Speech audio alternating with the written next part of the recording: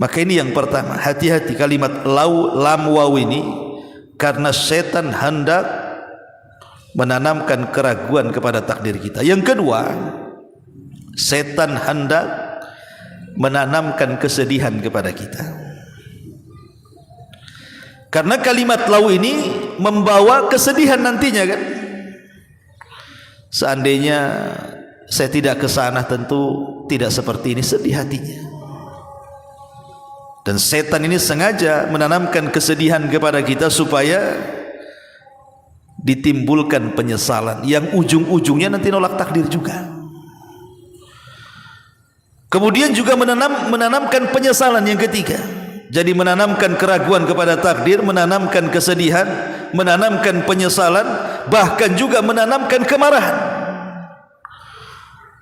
Kalau bukan karena dia, tentu saya enggak seperti ini.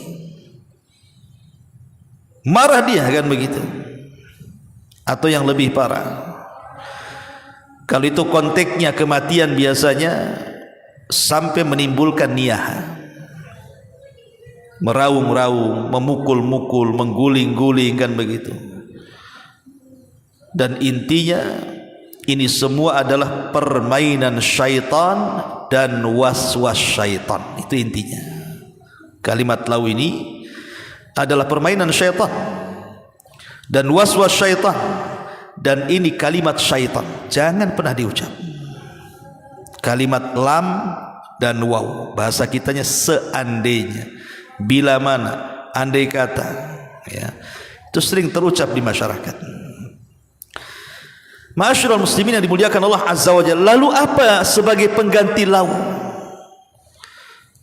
Maka Nabi SAW kasih solusi dengan kata-katanya, walakin kul qaddarallah wa ma syaa fa'al.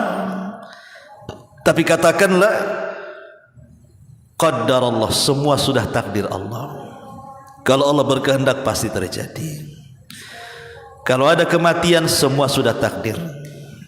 Kalau ada kemalangan, semua sudah takdir. Kalau ada kebangkrutan, semua sudah takdir. Kalau ada kesakitan, semua sudah takdir. Kalau ada musibah, semua sudah takdir. Semua sudah takdir. Selesai. Kita sandarkan semua urusan kepada takdir Allah Subhanahu wa ta'ala. Karena menolak takdir ini bahaya, mempengaruhi keimanan kita. Karena di antara rukun iman itu antu'mina bil qadari khairihi wa syarri. Anda beriman dengan takdir, bukan yang baik saja, yang buruk pun harus diimani. Karena kalau orang hanya beriman kepada yang baik saja, semua menerimalah takdir baik itu. Siapa yang tidak menerima takdir baik? Antum dapat uang, dapat rumah, dapat kendaraan, sehat badan, semua nerima. Terkadang keimanan kepada takdir itu diuji ketika takdir Allah itu tidak baik kepada kita. Disitulah kita diuji keimanan kepada takdir itu, beriman atau tidak. Lah salah satunya kalimat lam dan waw ini jangan pernah diucap, karena ini hakikatnya Anda sedang ditanamkan keraguan kepada takdir Allah. Ini yang pertama. Yang kedua, kalimat yang dua huruf yang tidak boleh diucapkan adalah kalimat alif dan fa. Uf. Kalimat uf, alif fa. Kalau tadi lam waw, nah sekarang alif fa, uf. Dan itu disebutkan di dalam surah Al-Isra ayat 23.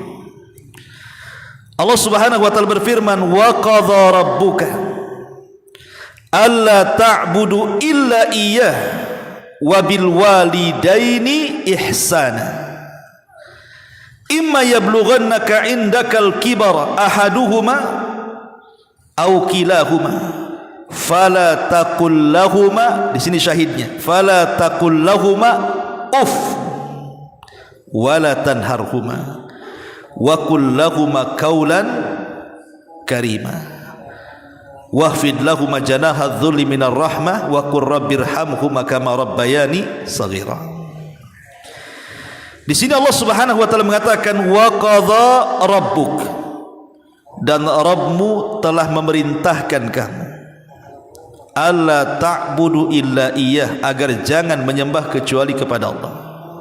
Wa bil walidaini ihsana, dan berbuat baik kepada kedua orang tua. Dalam Al-Quran banyak disandingkan perintah tauhid dengan perintah birrul walidain. Bahkan Abdullah bin Abbas radhiyallahu anhu mengatakan, ada dua perkara yang selalu disandingkan, dan itu ada di 3 tempat, dan tidak boleh dipisah satu dengan yang lainnya. Kalau dipisah satu dengan yang lainnya, maka kita belum sempurna melaksanakannya. Pertama, atiullaha wa atiur rasul. Taati Allah, taati Rasul.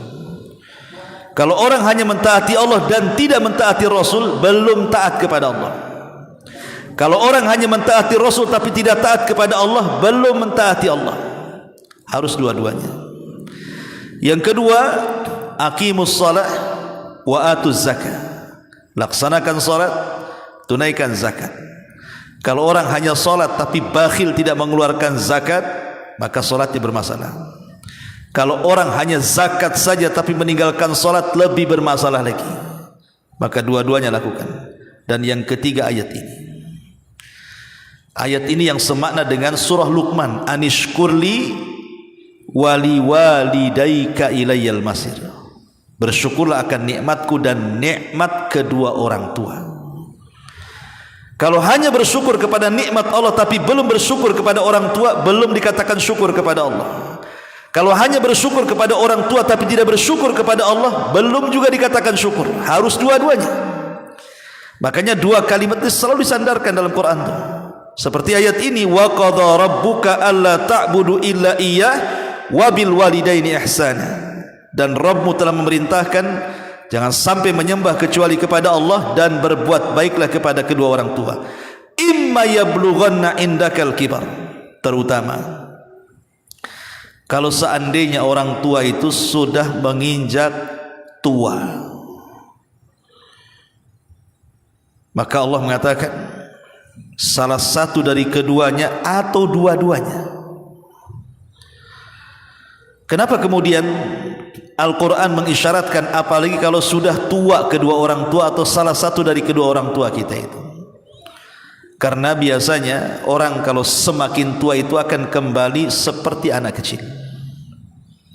Makanya Allah mengatakan la tarkabunna tabaqan an tabaq. Engkau wahai manusia akan melalui tahapan demi tahapan. Ayat ini sebelumnya bicara tentang wal qamari idza tasak, demi bulan apabila terang. Kemudian Allah mengatakan la tarkabunna tabaqan an tabaq. Kita lihat bulan. Bulan di tanggal 1 kecil, kemudian membesar tanggal 2, tanggal 3, sampai puncaknya di tanggal 15. Kemudian mengecil sampai di tanggal 29. Bahkan tidak kelihatan. Begitulah perjalanan manusia. Mulai dari kecil, kemudian remaja, dewasa, kemudian kuat, kemudian mulai lagi melemah, dan begitu seterusnya. Dan semua pasti akan melewatinya. Makanya Allah ingatkan nih, apabila punya orang tua yang sudah tua, ingat mereka seperti anak-anak, harus ekstra sabar. Makanya sering saya katakan ikhwan, kalau antum disuruh merawat 2 orang, sama-sama tidak berakal ya, satu anak kecil, satu orang tua, satu orang tua pikun, kan gak berakal juga tuh ya. Satu anak kecil, masih enak mana? Sama-sama tak berakal, masih anak-anak kecil kita ngerawat, masih ada lucu-lucunya lah, ada ketawa-ketawanya. Merawat orang tua mana ada lucu-lucunya? Nggak ada. Antum kena hantam aja sama orang tua gitu kan, nggak ada ceritanya ya. Tapi memang harus dirawat. Datang seseorang kepada Umar bin Khattab radhiyallahu anhu, ya Amirul Mukminin, aku sudah melakukan kepada orang tuaku sebagaimana orang tuaku telah melakukan kepadaku sejak kecil. Kalau aku di waktu kecil disuapi, sekarang kusuapi dia. Kalau aku di waktu kecil diminumi, aku sekarang yang memberikan minum kepadanya. Kalau aku di waktu kecil menceboki, aku sekarang kuceboki dia. Kalau aku di waktu kecil memakaikan baju, sekarang kupakaikan baju kepada dia. Apa yang dia lakukan kepada aku sekarang